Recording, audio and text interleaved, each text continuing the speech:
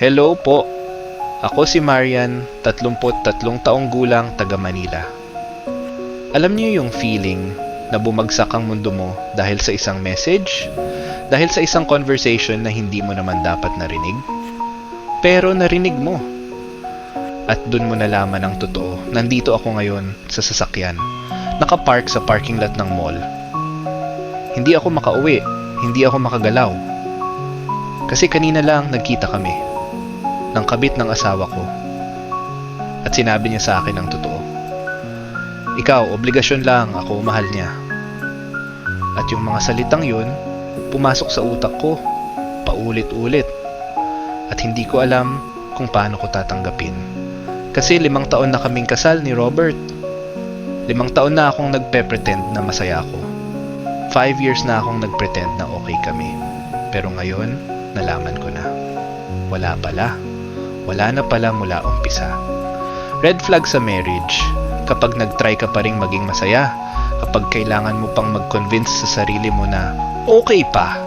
Kapag ang relationship ay parang trabaho, ginagawa mo lang dahil obligasyon. Bumalik ako sa 6 na taon na nakaraan. Bago pa kami kinasal ni Robert, kami ni Robert, naging kami dahil sa arrangement, hindi dahil sa pagmamahal, kundi dahil sa business. Ang pamilya ko, may construction company. Ang pamilya niya, may real estate firm. At nag-decide ang mga magulang namin mag-merge. At para mas solid, mag-asawa kami ni Robert. At pumayag ako, hindi dahil mahal ko siya, kundi dahil obligasyon ko sa pamilya, dahil utang na loob ko sa parents ko. At pumayag din si Robert. Pero nakita ko sa mata niya, hindi niya gusto, pero ginawa niya pa rin. Kasi pareho kaming sunod-sunuran, pareho kaming takot mag-disappoint. Ang arranged marriage ay hindi laging masama. Pero ang arranged marriage na walang love, walang respect, walang effort, ito ay recipe for disaster. Ito ay guarantee na magiging miserable kayo pareho. Nagkasal kami, grand wedding, maraming bisita, maganda ang venue, perfect ang lahat. Pero sa honeymoon, hindi kami nag-make love, tulog lang kami, magkahiwalay pa ng kama. Kasi wala kaming connection, wala kaming spark, wala kaming anything. At bumalik kami sa Manila at nagsimula ng married life. Pero parang roommates lang kami, hindi mag-asawa. Umaga, trabaho. Gabi, uwi. Dinner, tulog. Repeat. Walang usap, walang date, walang intimacy. At okay lang sa akin. Kasi wala rin naman akong feelings. Pero may napansin ako, laging late si Robert. Laging may overtime. Laging may emergency. On, late na naman ako ngayong gabi. May meeting pa. Text niya. Okay, ingat. Reply ko. At sanay na ako kasi lagi naman ganun. Ang problema sa loveless marriage ay hindi yung walang pag-ibig, kundi yung walang pakialam. Yung okay lang sa'yo na wala siya. Yung okay lang sa'yo na mag-isa ka. Yung okay lang sa'yo na hindi kayo nag-uusap. 3 taon sa marriage, nabuntis ako. Unexpected. Kasi bihira lang kaming mag-make love. Siguro 3 beses lang in 3 taon. Pero nabuntis pa rin ako. At nag-announce ako kay Robert. Hon, buntis ako. Tumingin siya sa akin. Blank. Ah, okay, congrats. Congrats, parang stranger lang, hindi asawa. At umiyak ako. Pero hindi dahil sa pregnancy hormones, kundi dahil sa realization na wala talaga siyang pake. Pero tinuloy ko pa rin. Kasi obligasyon ko. Kasi anak namin. Kasi pamilya. At nanganak ako. Baby girl, si Sofia. At nagbago ako. Nag-focus ako sa kanya. Minahal ko siya ng sobra-sobra. Pero si Robert, wala. Nandun lang. Nag-provide financially. Pero emotionally, wala. Ang pinakamalungkot na pamilya ay yung kompleto physically. May ama, may ina, may anak. Pero emotionally, puro bangkay. Walang buhay. Walang pagmamahal. Walang connection. 5 na ang taon. At may nangyari. Nag-grocery ako. Kasama si Sofia. 4 years old na. At nakita ko si Robert sa mall. Kasama ang babae. Maganda, sexy, young. Siguro mid-20. At nakita kong nakahawak sila ng kamay. Nagtatawa. naghahalikan pa sa pisngi. At lumapit ako. Dala si Sofia. Robert! Tawag ko. Napalingon siya. Namutla. Binitawan yung kamay ng babae. Marian! Ano ginagawa mo dito? Nag-grocery? Ikaw? Sino yan? Tumingin siya sa babae. Tumingin sa akin. Si Jasmine, colleague ko sa office. Hi! Bati ng babae. Ngumiti. Pero nakita ko sa mata niya, walang guilt, walang takot, parang proud pa. Hi! Bati ko. Cold. At nag-excuse ako. Sige, una na kami. Sofia, tara na. At umalis kami. Pero habang naglalakad, nag-vibrate yung phone ko. Message from unknown number. Hi Marian, ako si Jasmine. Gusto ko lang sabihin, alam ko na asawa ka ni Robert at alam ko na may anak kayo. Pero gusto ko ring sabihin, ako yung mahal niya. Ako yung girlfriend niya. Ikaw obligasyon lang kasi utang na loob niya sa pamilya mo. Pero ako, tunay na mahal niya. So kung pwede, layuan mo na siya. Kasi mas magiging masaya siya sa akin. At nabasa ko, paulit-ulit. At doon, umupo ako sa bench. Habang umiiyak, hawak si Sofia. Mami, okay ka lang? Tanong ni Sofia. Oo, baby. Okay lang si Mami, sagot ko. Ngumiti, kahit umiiyak. Ikaw, obligasyon lang. Ako, mahal niya. Pero ang totoo, kung mahal ka niya, hindi ka niya lolokohin. Kung mahal ka niya, hindi ka niya isa-sacrifice para sa iba. Ang mahal na yan ay excuse lang para sa sarili nila. Umuwi ako at kinausap ko si Robert. Robert, sino si Jasmine? Tanong ko. Seryoso? Yumuko siya. Colleague ko? Colleague? O girlfriend? Napatigil siya. Sinabi niya ba sa'yo? Oo, sinabi niya. Lahat.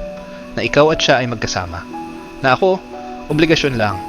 Na siya, mahal mo. At tumahimik siya. Matagal. Totoo ba? Tanong ko. At tumango siya. Oo, totoo. At dun, bumagsak ang mundo ko. Kailan pa? 3 taon na. 3 taon. Ibig sabihin, bago pa ako nabuntis, meron na sila.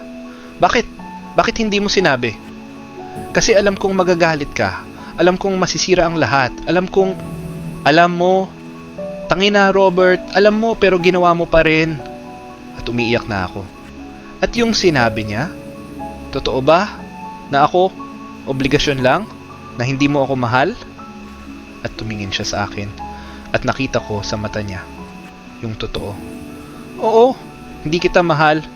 Never kitang minahal. Pinakasalan lang kita dahil obligasyon ko sa pamilya. Pero si Jasmine, mahal ko siya. Siya yung gusto ko. Siya yung dapat kong naging asawa. At yumuko ako, umiiyak. Kasi tangina, 5 years. 5 years akong nagpretend. Pero siya, never pala talaga. Ang pinaka-cruel na confession ay hindi yung may iba na ako, kundi yung hindi kita mahal, never kita minahal. Kasi yung una, may pag-asa pa. Pero yung pangalawa, wala. Lahat ng years mo, sayang. Lahat ng effort mo, walang kwenta. Nag-decide ako. Kinausap ko siya. Robert, kung hindi mo ako mahal, bakit mo pa ako pinagsasama? Bakit mo pa ako ginagawang tanga? Kasi obligasyon ko. Kasi may anak tayo. Kasi may business ang mga pamilya natin. Kasi ano? Kasi takot ka? Kasi duwag ka? Oo, duwag ako. Takot akong mawala yung lahat. Takot akong maging disappointment. Pero okay lang na ako yung nasasaktan. Okay lang na ako yung ginagatong tanga. At natahimik siya. At sinabi ko, sige, maghiwalay na tayo. Annulment. Kasi ayoko na. Ayoko nang mabuhay sa kasinungalingan. Ayoko nang maging obligasyon. Pero Sofia, si Sofia aalagaan ko. At ikaw, pwede mo naman siyang bisitahin. Pero tayo, tapos na. Kasi deserve ko ng mas maayos. Deserve ko ng taong mamahalin ako. Hindi yung obligasyon lang. Ang pinakamahirap na desisyon ay hindi yung pagstay, kundi yung pag-alis. Kasi pagstay, convenient. Pero pag-alis, brave. Kasi kailangan mong harapin ang uncertain future. Kailangan mong talikuran ang security. Kailangan mong piliin ang sarili mo. Nag-file kami ng annulment. At dahil mutual, mabilis, 6 na buwan, tapos na. At umalis ako, kasama si Sofia. Nag-rent ng apartment, nag-start ng bago, at nalaman ko, nag-asawa na si Robert at Jasmine after 3 months ng annulment namin. At nakita ko yung pictures sa social media. Masaya sila, nakasmile, in love. At hindi ako nasaktan. Kasi alam kong deserve nila yon, kasi mahal nila ang isa't isa. Pero may dumating na message from Jasmine. Hi Marian, gusto ko lang sabihin, sorry. Sorry kasi sinabi ko yung ganun. Sorry kasi sinakit kita. Pero alam mo, ngayong kasal na kami ni Robert, nare-realize ko, ikaw pala yung mas swerte. Kasi umalis ka na. Kasi nag-move on ka na. Kasi si Robert, hindi pala talaga marunong magmahal. Hindi lang sa'yo, pati sa akin. Kasi lagi niyang iniisip ang pamilya niya, ang business, ang obligasyon, at hindi ako. At naiisip ko, baka obligasyon na rin ako sa kanya. Kasi kinakailangan niya ng asawa. Pero hindi ako yung mahal. At ngayon, nagsisisi ako. Sana ikaw na lang yung kinuha ko. Yung freedom mo, hindi yung lalaking ito. At nabasa ko. At tumawa ako. Umiiyak, pero tumawa. Kasi karma. Yung sinabi niyang, ako mahal niya, ikaw obligasyon, bumalik sa kanya. Kasi ngayon, siya na yung obligasyon. Ang karma ay hindi laging physical. Minsan emotional. Yung ginawa mong pain sa iba, babalik sa'yo. Yung sinabi mong words, maririnig mo rin. Yung sinakit mo, masasaktan ka rin. At dun mo marirealize, ang ginawa mo ay hindi worth it. Ngayon, masaya na ako kasama si Sofia. At nag-focus ako sa sarili ko, nag-improve, nag-promote sa work, naging independent, at nakilala ko si David, widower, may anak din, mabait, matino, at nag-date kami, at naging close kami. At sinabi ko sa kanya ang lahat tungkol kay Robert, tungkol sa marriage, tungkol sa obligasyon, at nakikinig siya, at nagsalita. Marian, hindi ka obligasyon, hindi ka burden. Ikaw ay gift. Ikaw ay blessing. At yung taong hindi nakakita nun, tanga yun. Pero ako, nakikita ako. At mamahalin kita. Hindi dahil obligasyon, kundi dahil gusto ko. Dahil deserve mo. At yumakap ako sa kanya. Umiiyak. Salamat David, salamat. Always Marian, always. Ang pagmamahal ay hindi obligasyon. Ito ay choice. Ito ay desisyon na ginagawa araw-araw. Hindi dahil kailangan, kundi dahil gusto. At yung taong hindi nakakagets nun, pero last week nag-message si Robert, Marian, pwede ba tayong mag-usap? May gusto akong sabihin. At pumayag ako. Nagkita kami sa coffee shop. Marian, gusto ko lang sabihin. Sorry kasi ginamit kita. Sorry kasi ginawa kitang obligasyon. Sorry kasi hindi kita minahal ng tama. Okay lang Robert, tapos na yon. Pero gusto ko ring sabihin na nagsisisi ako. Nagsisisi ako kasi iniwan kita. Kasi ngayon, nare-realize ko. Ikaw pala yung tama. Ikaw pala yung loyal. Ikaw pala yung tunay. Pero huli na. At tumingin ako sa kanya. Robert, hindi ako yung tama para sa'yo. Kasi hindi mo ako mahal. At okay lang yun. Kasi hindi rin kita mahal. Pero may taong mahal ako ngayon. At mahal niya rin ako. At masaya na ako. Kaya move on ka na rin. Pero Marian, move on ka na Robert. Kasi deserve mo rin ng happiness. Pero hindi sa akin. Hanap ka ng iba. Hanap ka ng taong mamahalin mo. Ng totoo. At tumayo ako. Goodbye Robert. At umalis ako.